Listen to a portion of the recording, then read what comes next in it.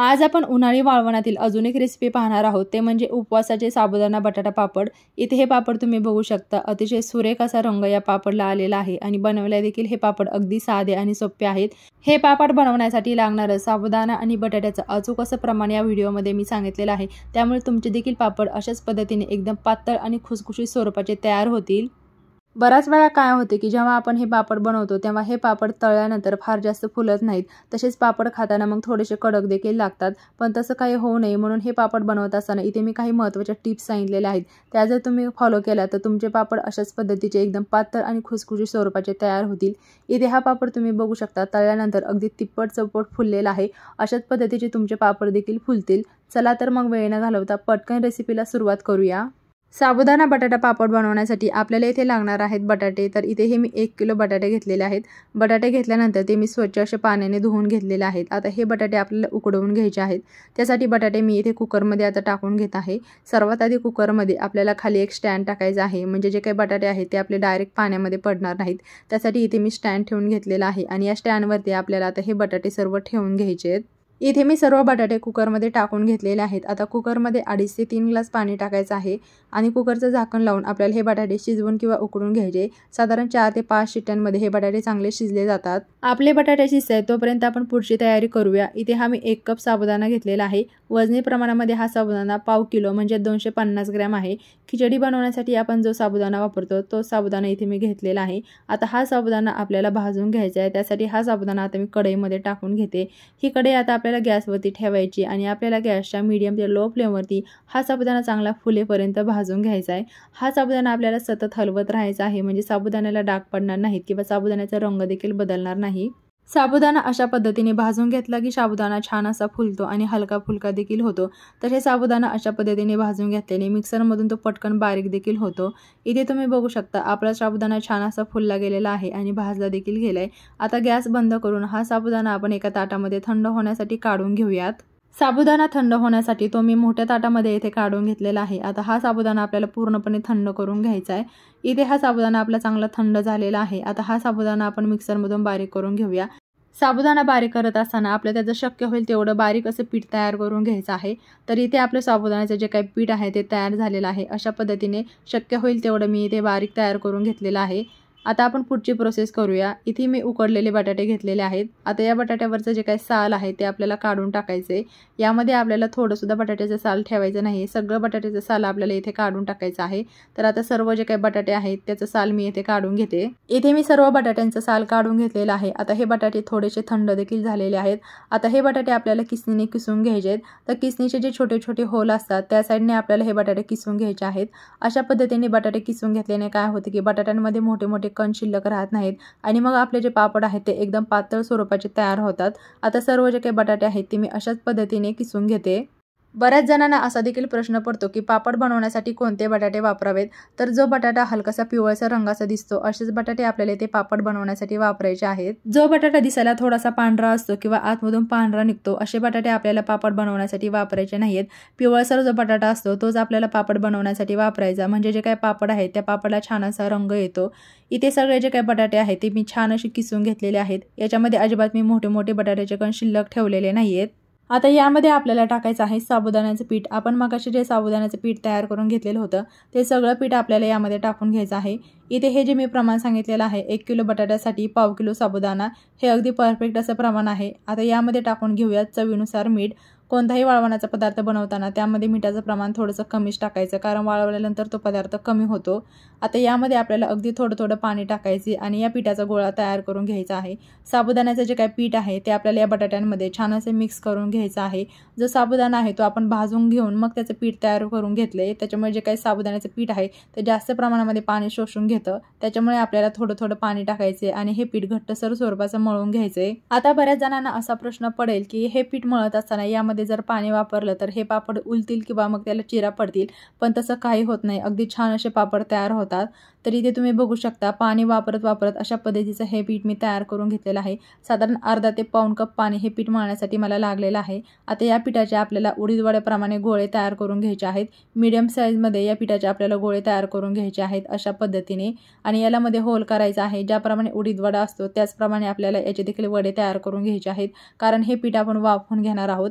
वाफवून घेतल्याने काय होते की जे काही याच्यामध्ये टाकलेलं साबुदाण्याचं पीठ आहे, हे साबुदाण्याचं पीठ छानपैकी शिजलं जातं आणि हे पीठ शिजल्यामुळे याचे जे पापड आहे ते एकदम खुसखुशीत स्वरूपाचे तयार होतात। इथे तुम्ही बघू शकता सर्व पिठाचे अशा पद्धतीने मी गोळे तयार करून घेतलेले आहेत। आता हे पीठ वाफवून घेण्यासाठी इथे मी स्टीमरचं भांडं घेतले। आता या स्टीमरच्या भांड्याला खाली थोडंसं तेल लावून घेऊया। हवं तर तुम्ही तेल न लावता देखील हे पिठाचे गोळे यामध्ये असेच ठेवून देऊ शकता। आता हे सर्व जे काही पिठाचे गोळे आहेत ते आपण स्टीमरच्या भांड्यामध्ये ठेवूयात। इथे सगळे पिठाचे गोळे या भांड्यामध्ये मी ठेवून घेतलेले आहेत। स्टीमरमध्ये मी आधीच पाणी देखील उकळण्यासाठी ठेवलेलं होतं। आता या भांड्यावरती हे भांडं ठेवायचं आहे आणि आपल्याला याच्यावरती झाकण ठेवून आपल्याला हे पीठ 15 मिनिटे वाफवून घ्यायचं आहे। गॅसची जी काय फ्लेम आहे ती आपल्याला मीडियम ठेवायची। 15 मिनिटांनी झाकण उघडून बघूयात। इथे हे पीठ तुम्ही बघू शकता अगदी परफेक्ट असं वाफवलं गेलेलं आहे।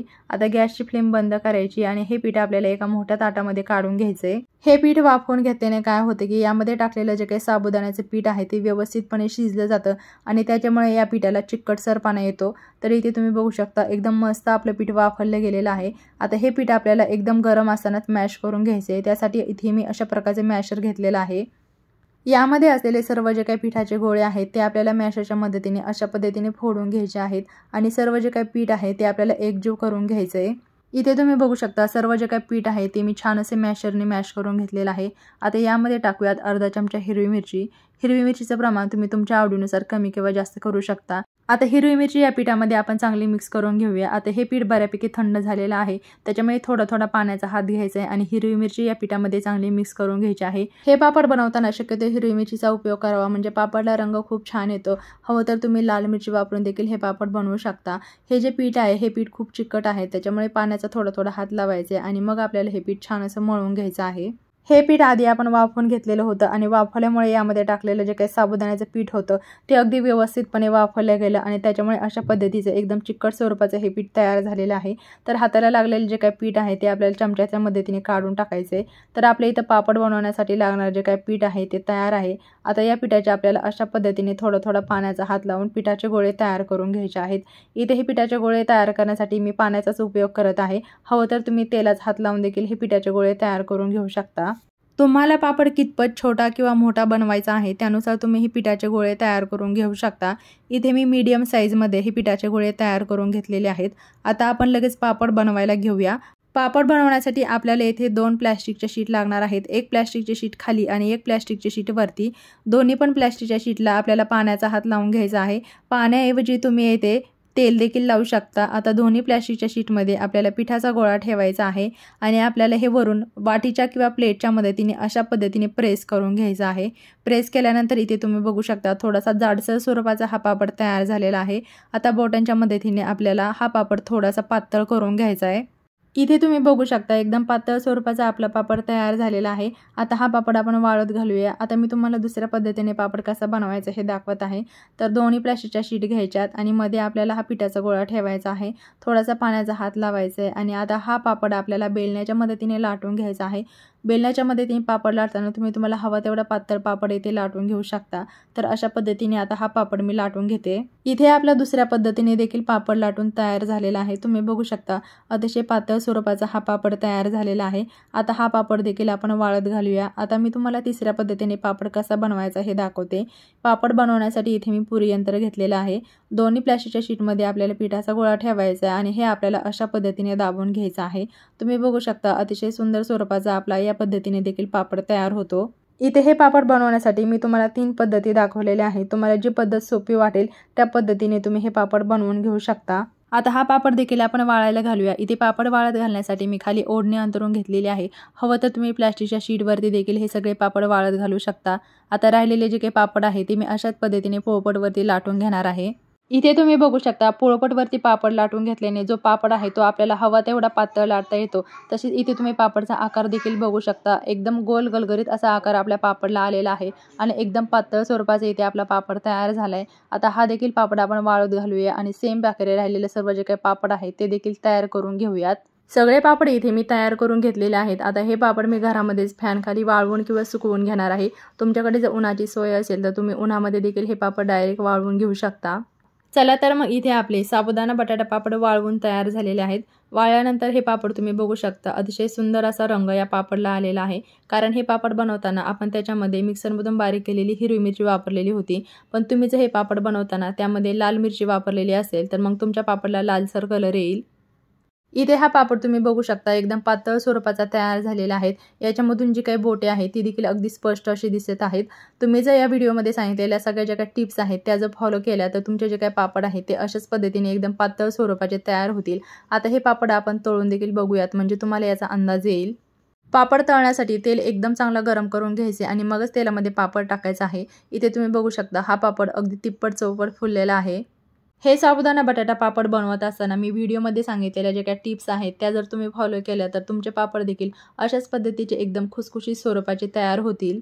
इथे काही पापड मी तळून घेतलेले आहेत। तळल्यानंतर तुम्ही बघू शकता हा पापड अगदी तिप्पट चौपट फुललेला आहे। तसेच पापडला कुठेही चिरा पडलेल्या नाहीयेत किंवा पापड उरलेला देखील नाहीये। एकदम प्लेन स्वरूपाचे आपले पापड तयार झालेले आहेत। आता एक पापड इथे मी तुम्हाला तोडून दाखवते। तुम्ही बघू शकता एकदम खुसखुशीत स्वरूपाचा हा पापड तयार झालेला आहे आणि खायला देखील हे पापड अगदी मऊसूद असे लागतात। आज मी तुमच्यासोबत हे साबुदाणा बटाटा पापड बनवण्यासाठी लागणारी स्टेप बाय स्टेप डिटेल अशी रेसिपी शेअर केलेली आहे। त्याच्यामुळे व्हिडिओ पाहिल्यानंतर व्हिडिओला एक लाईक तर नक्कीच करा। तसेच तुम्हाला जर माझ्या रेसिपीज आवडत असतील तर प्लीज माझ्या रेसिपीला लाईक, शेअर तसेच माझ्या चॅनलला सबस्क्राईब करायला विसरू नका। पुन्हा भेटूया अशाच एका नवीन रेसिपीसोबत। तोपर्यंत बाय बाय।